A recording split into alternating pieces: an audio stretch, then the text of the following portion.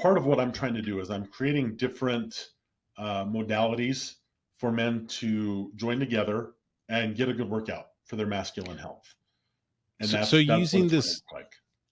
using this gym analogy, what is the muscle that you're working out in a group like this? Oh, damn. That's a good question. Your heart. Just plain and simple. In the world that we live in, you look at any movie, men are generally allowed to show about three emotions. We're allowed to show anger, we're allowed to show pride, and to a certain level, we're able to show some happiness. But even guys that are too happy, everybody like, what's up with that guy? Like that there's something off with somebody if they're too happy. So being able to open your heart and let the walls down around it and let it heal and let it shine out is what we're working. And we find lots of fun ways to do that. That you wouldn't necessarily think is your heart. Most people wouldn't think that getting punched in your face is going to help you connect into your heart, but it does. For example, that's one of the things that we do is we'll have some. We call it conscious combat as one of our modalities. So hold on, what does conscious combat involve? You got to break that one down. I'm curious now. So Fight Club had it like 60% right, 50 to 60% right. The whole blowing up buildings, like creating that part I'm not in favor of, but I'm out now. You had me going there for a second. Most men, their association with aggression is repression. As young boys, stop fighting, stop roughhousing, stop doing that. You're going to make your sister cry. You're going to make your brother cry. You're going to hurt yourself, right? And then if you did experience it, it was generally in the form of some kind of abuse. And then it's the same thing. Don't talk to anybody about this. You're fine. You're blowing this out of proportion, or whatever it is. Aggression is a very natural masculine trait and characteristic, and one that's honestly necessary to our not only our survival but our thriving in society. And so when you create a space that is safe for men to get in together, put on some gloves, to look each other in the eyes and see this man as your brother,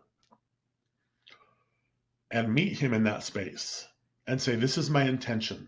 And you get to tell your story. And he gets to hear your story. He gets to hear what's going to be hardest for you. He's going to hear what you want to experience. And then you step into that space and you meet your brother there. And you box and you get punched in the face. And if you grew up getting punched in the face, there are some demons to face there, right? If you grew up being told that you were going to hurt somebody if you expressed any kind of roughhousing or play, something's going to come up there.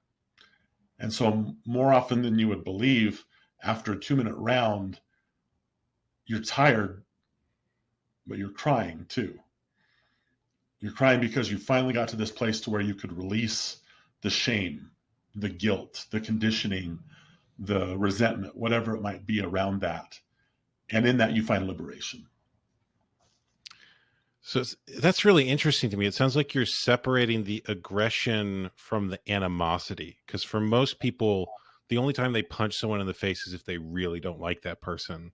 Right. And yeah, there might be a feeling or an aspect of a person that wants to express itself that way, and you're sort of creating a safe container for that. Is that an accurate understanding? Yeah, very much so. The society that we're in right now, because we don't have healthy and safe outlets for a lot of that, when does it happen? It happens when you're drunk, and therefore some of your inhibitions have been lowered or lessened. You're not able to be in command of yourself quite at the same level, and something snaps, and it generally is not just aggressive, but violent and destructive. and with animosity, with contention. And so those are the narratives that we have around that. But when you create a place for that to be healthy, where we don't just box, you can wrestle, you can arm wrestle, you can play, whatever it might be, there's a healthy place for that to be expressed. Then you're at the bar and somebody bumps up against you. There's nothing, there's not 10 layers of things boiling down underneath that. Just somebody bumped you, So I think in this expression, a lot of the violent and contentious experiences that we have and see with confrontation subside and go away. You're reminding me, I've heard it said that conflict can be good and actually bring people closer together if you work it out. In other words, if you have a disagreement with someone and you have a fight with them, but at the end of the fight, there's some resolution, the two people are closer than they were at the beginning. And Absolutely. Yeah, it strikes me that a lot of modern culture, because there are mixed gendered spaces everywhere, women process that conflict differently. And so, one, the conflict doesn't often get resolved, and two, there's often different ideas about resolution of the conflict. And so it strikes me that this version of conflict resolution, so to speak, is very intentional in that, like, there's a clear resolution to it. There's an end. Whereas the other thing that happens if there's, violence in the real world, so to speak, is that the resolution is usually one person dies or someone gets really seriously hurt. right. And it isn't resolved in the terms of, there's a clear agreement that it's going to end. Right. In masculinity, in the form of masculinity that I've come to identify with, there are 4 masculine archetypes. And one of those archetypes is the warrior. The warrior meant something 2,000 years ago that would not fit in today's society. It just doesn't, right? And so when we talk about warrior energy, aggression is going to be part of that. Now, I will say what we're doing in this combat, very rarely do the two guys in the ring together have any kind of an issue with each other at all. Sure. Generally, what they're resolving is an issue with dad from 30 years ago, right? Or an issue with brother or whatever that might be. But yes, in conflict, there is a healthy way to express aggression and express frustration. And my experience has generally been that's with a mediator. That's with somebody that can be there, impartially, that has love for both of the people there. So again, this requires people to gather and be together to have that happen.